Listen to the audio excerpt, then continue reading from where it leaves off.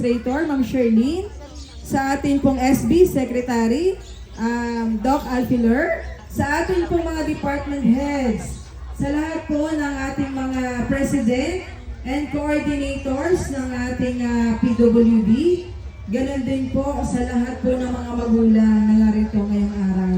So ang akin pong pagbati at pasasalamat sapagkat kayo pong lahat ay nandito sa paanyaya upang ipagdiwang po natin ang Special Children's Day.